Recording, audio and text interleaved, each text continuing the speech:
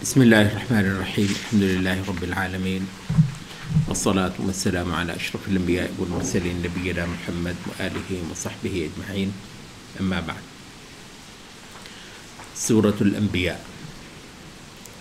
انبیاء تاریخ انسانی کی واحد مستحکم دعوت، مستحکم جس کو انگریزی میں آپ کنسسٹنٹ کہہ لیں، اس کے لیے مجھے کو اردو میں بہت صحیح ترجمہ نہیں مل رہا. تاریخ انسانی کی واحد کنسسٹنٹ دعوت انبیاء. ہم نے اس سے پہلے متعدد بار ایک چیز کی طرف اشارہ کیا ہے، وہ لوگ جو حق کے متلاشی ہیں اس جہان کے اندر اور اس کی بہت الجھی ہوئی گتھیوں کو سلجھانے کے لیے کسی صحیح منبع اور سرچشمے کی طرف رجوع کرنا چاہتے ہیں. ان کے لیے ہم نے کہا تھا کہ رسالتوں کی سچائی خود ان کے اپنے اندر پڑی ہے، کہیں باہر آپ کو ڈھونڈنے کی ضرورت نہیں ہوتی.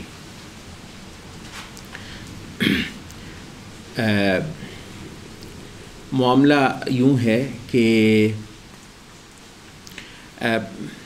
روز ازل سے ایک متعین حقیقت اس کائنات کی بابت، اس انسان کی،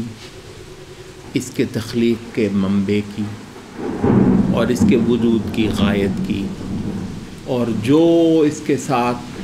اس کی آنکھ بند ہونے کے بعد ہونا ہے، اور جو کہ اس کا سب سے بڑا تجسس ہے. یہ کہاں سے آیا یہ بھی کوئی تجسس ہوگا، لیکن یہ کہاں جا رہا ہے اس سے بڑھ کر ایک تجسس کی اور سوال اٹھانے کی بات ہے، اور فکر مندی اور پریشانی کی بھی. تو اس بابت، اور اگر اس کائنات کا کوئی بنانے والا ہے جو کہ بالکل سامنے کی بات ہے، تو اس کی بابت کوئی چیز جو بالیقین کہی جا سکے، اس کی صفات، اس کی شان، اس کی عظمت، اس کا مرتبہ، اس کا مقام، اس کی پسند، اس کی ناپسند، اور اس کے مقرر کیے ہوئے ضابطے جو انسانی زندگی سے متعلق، ان بہت بڑے بڑے سوالات ہیں، اور یہ ان میں سے بیشتر وہی سوالات ہیں جو فلسفیوں کے من پسند موضوعات ہیں. اچھا، اب یہ ہے وہ مسئلہ. اس کو بالعموم لوگ ایک لفظ سے بولتے ہیں میٹا فزک، یعنی یہ جو فزکس ہے، یہ جو طبیعت ہے، طبیعت نیچر جو ہے، جن چیزوں کو آپ ہاتھ لگا سکتے ہیں، آنکھوں سے دیکھ سکتے ہیں، کانوں سے سن سکتے ہیں، اس سے اوپر کی باتیں، تو میٹا فزکس جو ہے، موٹا جو ہے، مطلب یہ لوگ بڑا ویسے خاصا صحیح لفظ انہوں نے چنا ہے، میٹا فزک. اور ہمارے لیے، ہمارے پاس یہ بھی شاید دو لفظ ہیں، میٹا فزک، ہمارے پاس اس کے لیے ایک لفظ ہے غیب. ٹھیک ہے، یؤمنون بالغیب. تو ان کا میٹا فزک، ہمارا غیب. اس کی بابت ظاہر ہے کہ سوال اٹھانے کو تو آپ اٹھا ہی سکتے ہیں، اور فلسفے کی جو ایک بہت صحیح تعریف کی ہے، اور ہر انسان گواہی دے گا کہ یہ 100% صحیح ڈسکرپشن ہوئی ہے فلسفے کی، وہ یہ ہے کہ فلسفہ صرف سوالات اٹھا سکتا ہے، جوابات نہیں دے سکتا. اور جس چیز کو آپ جواب کہتے ہیں نا، تو ایک سوال کا جواب کہتے ہیں، وہ دراصل اس سوال سے اٹھنے والے کئی سارے سوال ہوتے. تو آپ نے جو بہت زور لگا کے یہ کیا کہ آدمی کو آپ نے اس سوال سے ہٹا دیا، اور یہاں تو وہ سوال تو بیچارے کا چلا گیا، اس سے ہٹا کر آپ نے کچھ اور سوالوں پر لا کھڑا کیا. تو اس چیز کا نام فلسفہ ہے، ایک سوال سے دوسرے سوال میں ڈال دینا. اور بظاہر کیونکہ وہ سوال جو ہے وہ اس شخص کے ہاں سے تقریباً چلا گیا ہے، تو معلوم سمجھا یہ گیا کہ شاید کسی نے مطمئن کر دیا ہے، شاید کسی نے جواب دے دیا ہے۔ اچھا، اب سرے سے واحد دعوت، دعوے سے کہتے ہیں ہم، سرے سے واحد دعوت جس نے واقعتاً جواب دیے ہیں، ایک ہی ہے، مطلب جواب ہی ایک ہے، جواب ہی ایک ہے، باقی تو کسی نے جواب ہی نہیں دیا۔ اچھا، اب فلسفے سے ہٹ کر ایک چیز کو، تاکہ لوگ نہ کہیں کہ جی آپ کی کیسے کہتے ہیں کہ جی ایک ہی دعوت ہے جس نے جواب دیا جو کہ انبیاء ہیں۔ ہم یہ کہتے ہیں کہ وہ جو دوسری ہے نا، یعنی کچھ لوگوں نے بڑے یقین کے ساتھ، کچھ مذہب، کچھ دھرم، کچھ فیتھ گروپس دنیا میں ایسے ہیں کہ جنہوں نے بہت بہت یقین کے ساتھ ظاہر ہے کہ ان سوالوں کا جواب دیا ہے، اور وہ سارے کے سارے وہی ہوں گے جو ایک ہماری ایک بڑی تقسیم میں، جو میجر ڈویژن ہم نے شروع میں کی تھی، وہ یہ ہے کہ کچھ لوگ جو ہیں وہ اصولاً انیشلی مبدئیاً غیب کو ماننے والے دھرم ہیں، اور کچھ ہیں جو غیب کو سرے سے نہ ماننے والے دھرم ہیں۔ تو اب ٹھیک ہے، ظاہر ہے کہ کئی سارے مذاہب، بلکہ ہر مذہب نے ہی ان گتھیوں کو سلجھایا، ورنہ مذہب کسی اور چیز کا نام ہی نہیں ہے، مذہب ان گتھیوں کو ہی سلجھانے کا نام ہے، چاہے وہ مذہب حق ہو چاہے وہ مذہب باطل ہو۔ تو آپ یہ کہہ سکتے ہیں کہ بھئی صرف انبیاء کی بات آپ کیوں کرتے ہیں، تو بے شمار مذاہب ہیں، بلکہ ہر مذہب ہی ہے جس نے ان سوالات کا جواب دیا ہے۔ تو ہم یہ کہتے ہیں کہ اس بات کو نظر انداز نہ کیجیے کہ یہ جتنی ملتیں آپ کو نظر آتی ہیں، جتنے دھرم آپ کو نظر آتے ہیں، اپنے پیچھے جا کر کہیں نہ کہیں کسی آسمانی دعوت کا نتیجہ ہے۔ یہ وقت گزر تو اس میں جو یقین کا پہلو ہے نا، اچھا اب اس اصل کو انہوں نے لے کر اس میں بہت کچھ اس سے نکالتے چلے گئے گردش زمانے کے ساتھ، اور بہت کچھ اس سے نکالتے چلے گئے، بہت کچھ اس سے اپنی ٹامک ٹوئیوں اور اپنے اندازوں یا اپنی تشریحات ایٹ دا بیسٹ آپ کہہ لیں، اس سے بہت کچھ ڈالتے چلے گئے۔ تو نکالا بہت کچھ، ڈالا بہت کچھ، لیکن اس میں جو یقین کا پہلو ہے نا، یقین کا پہلو، اس کا کوئی منبع نہیں ہے سوائے یہ کہ وہ اپنی اصل میں کبھی نہ کبھی کسی آسمانی الہام پر کھڑا تھا۔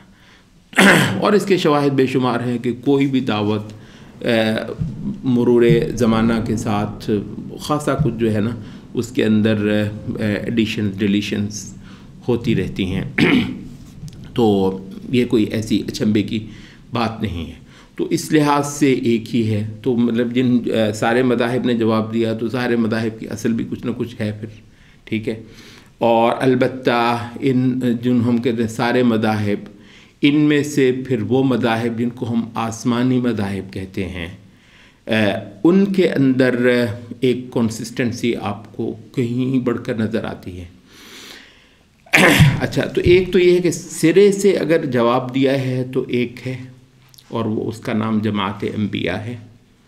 اچھا، ایک اور دوسرا یہ ہے کہ ایک کنسسٹنٹ دعوت ہے، کنسسٹنٹ بیان ہے ان سارے امور اور سارے موضوعات سے متعلق۔ اور وہ کیا ہے؟ یعنی خدا، اس کے بارے میں مسلسل ایک بیان، آخرت اس کے بارے میں مسلسل ایک بیان، انسان کی غایت مسلسل ایک بیان۔ ہاں، خدا کی پرستش کے آداب میں جس کو آپ شرائع کہتے ہیں، وہ بھی بیسک سٹرکچر ایک ہے۔ وَمَا أُمِرُوا إِلَّا لِيَعْبُدُوا اللَّهَ مُخْلِصِينَ لَهُ الدِّينَ حُنَفَاءَ وَيُقِيمُوا الصَّلَاةَ وَيُؤْتُوا الزَّكَاةَ وَذَلِكَ دِينُ الْقَيِّمَةِ۔ توحید اور یہ جو پرستش نماز کی صورت میں، اور مال جو ہے معبود کے لیے نکالنا، تو توحید، نماز، زکوٰۃ وغیرہ، تو یہ جو بیسک سٹرکچر ہے وہ ایک ہے۔ ہاں، اس کے اندر یہ فرق ہوگا، نماز کے بھی جو ہے وہ بعض اعمال میں کچھ فرق ہوگا، کسی ایک امت کو کچھ زیادہ دے دیا ہوگا، کسی دوسری امت کو کچھ کم حکم دے دیا گیا ہوگا، کوئی حیات کے اندر، ظاہری حالت کے اندر تھوڑا فرق ہوگا، اصولی سٹرکچر ایک۔ تو اچھا، اب جب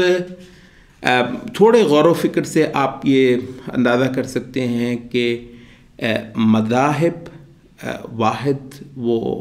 جماعت ہے جنہوں نے جواب دیے، اور مذاہب کے اندر پھر جو آپ کو بہت سارا کچھ نظر آتا ہے وہ اپنی اصل میں کہیں نہ کہیں جا کر آسمانی الہام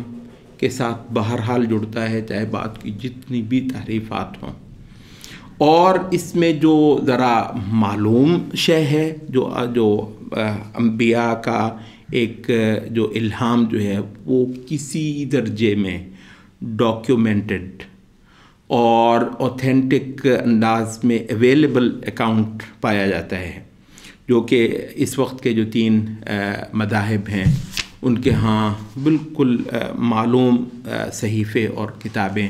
موجود ہیں۔ تو ان کے اندر اگر آپ دیکھتے ہیں تو بہت ہی ایک واضح قسم کی تصویر آپ کو مل جاتی ہے، اور پھر ان کے اندر بھی جو پہلے صحیفے ہیں ان میں اگر کچھ ہوا ہے تو پھر آخری آسمانی صحیفہ جو پھر پوری اس دعوت انبیاء کی تلخیص کرتا ہے۔ تو یہاں آ کر آپ کو نظر آ جاتا ہے کہ یہ جواب ہی ایک جماعت نے دیا ہے،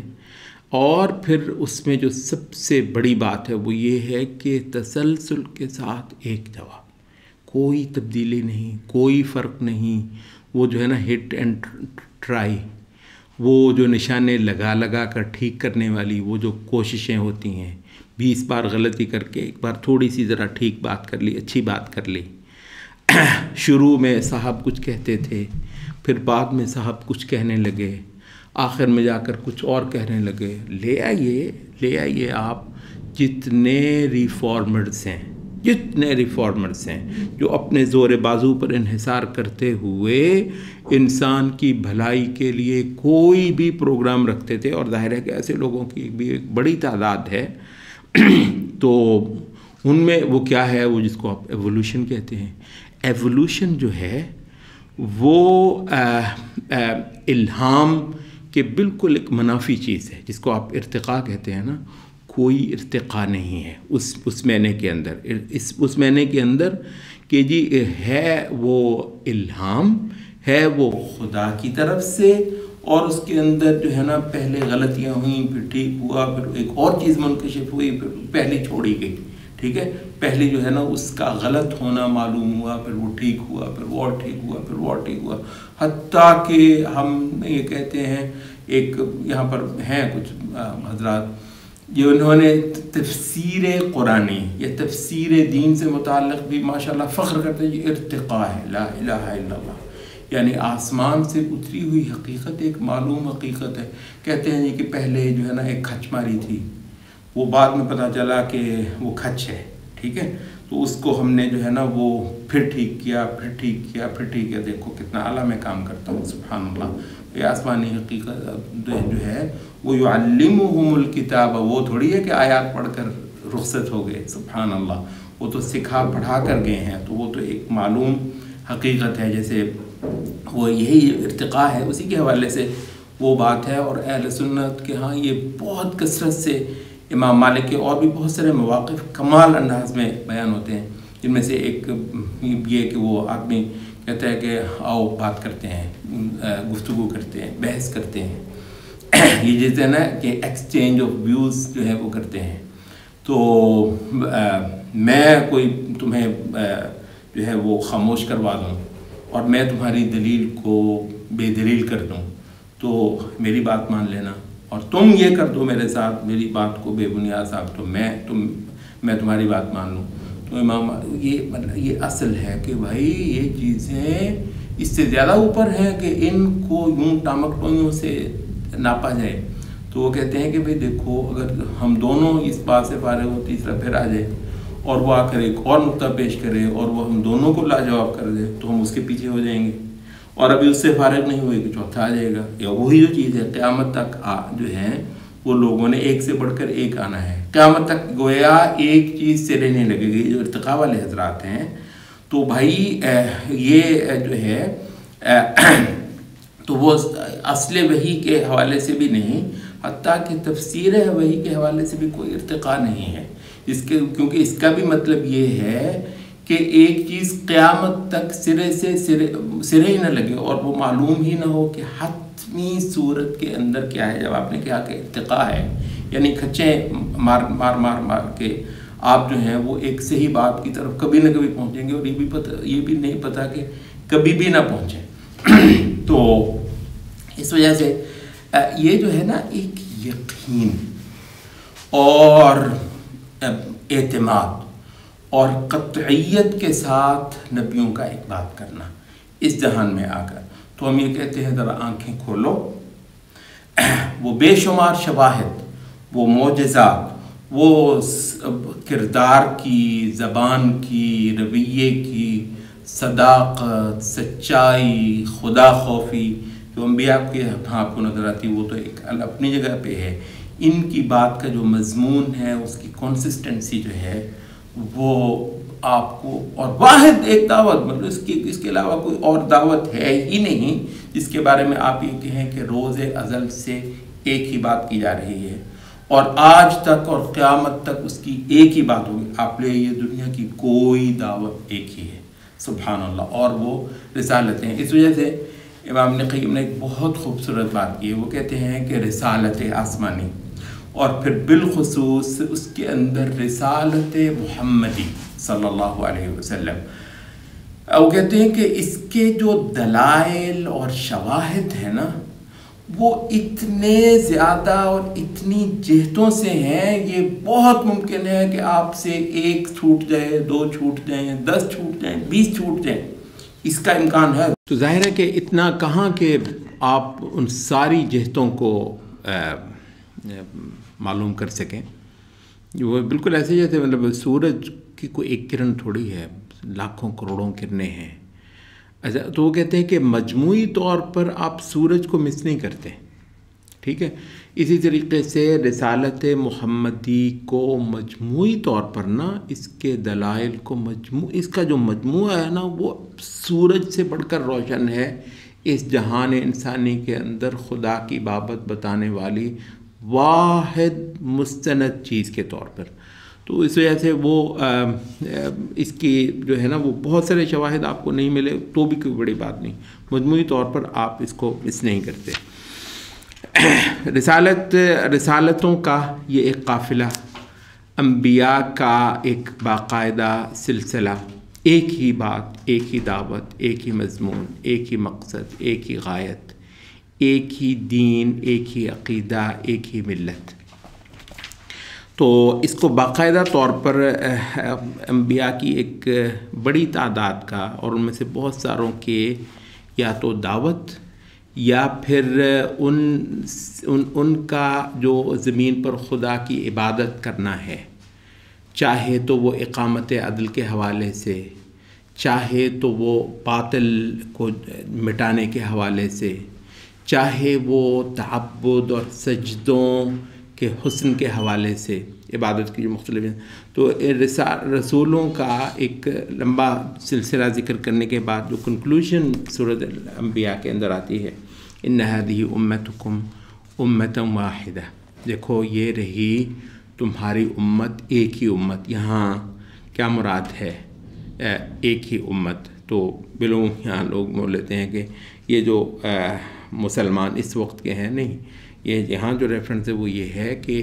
پوری تاریخ انسانی کے اندر ایک جماعت جو اللہ کی عبادت کرتی رہی، سارے انبیاء جو ہیں جس کے سربراہ رہے ہیں، انبیاء کی سرکردگی میں روئے زمین پر خدا کی عبادت کرنے والی اور خدا کے علاوہ معبودوں کو ختم کرنے والی، گرانے والی اور ان کی عبادت سے زمین کو پاک کرنے والی. ان ہذہ امتکم، یہ اول روز ازل سے لے کر آخر وقت تک ایک ہی امت ہے.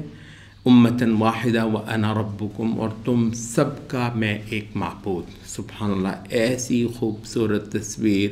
تاریخ انسانی کے اندر مذاہب، افکار، دھرم، فلسفے، ٹامک ٹوئیاں، نظریے، دعوتیں، دعوے. تو ان ہذہ امتکم امتاً واحدہ، ایک رہی یہ لڑی زمین پر خدا کی مقرر کی ہوئی، اور خدا کی پسند کی ہوئی اور خدا کی اپروف کی ہوئی لیجسلیٹ کی ہوئی عبادت پر کھڑی یہ تاریخ انسانی کی اب روز ازل سے لے کر آخر تک ایک جماعت، یہ ایک ہی ہے، وَأَنَا رَبُّكُمْ، تم سب کا رب، معبود، محبوب، تمہارا جو ہے وہ عبادتوں، التجاؤں، اطاعتوں، فرما برداریوں کا واحد محل۔ انا ربکم، میں تمہارا رب، فاعبدون، تو مجھے ہی پوجو، میری ہی عبادت کرو۔ وتقطعوا امرهم بینہم، بس یہ رہا ہے کہ اس کے بعد یہ لوگ متفرق ہو جاتے رہے ہیں، یعنی ہر اسٹیشن جو آیا نبوت کا تاریخ انسانی کے اس عمل کے اندر، ہر اسٹیشن کے بعد پھر یہ ہوا کہ اس سے بہت ساری جماعتیں، گروپ اور دھڑے اور فرقے اور ٹولے اور دعوے جو ہیں وہ متفرق ہو جاتے رہے ہیں، اور وہ ہر ایک کے پاس ہو سکتا ہے کچھ نہ کچھ سچائی انبیاء سے جو ملی ہوئی تھی وہ بھی باقی رہی ہو۔ کل الینا راجعون، یہ سب کے سب ہماری طرف ہی لوٹ آنے والے ہیں۔ مراد ہے کہ اصل محاکمہ ان سب کا کرنا انبیاء کی دی ہوئی جو دعوت تھی اس کی روشنی میں وہ رب العزت ہی کا کام ہے۔ یہ بنیادی طور پر ایک خلاصہ نہیں کہ یہ مقدمہ تھا جو سورۃ الانبیاء کے تحت ہم نے جو ہے وہ دینا ضروری جانا، اور یہ ایک لحاظ سے جو ایک مومنٹم اٹھایا جا رہا تھا سورۃ الاسراء سے شروع ہو کر، سورۃ الاسراء پھر سورۃ الکہف، مریم اور طٰہٰ، تو وہ اس کا ایک کنکلوژن جو ہے وہ سورۃ الانبیاء کے اوپر آ کر ہمارے سامنے آتا ہے۔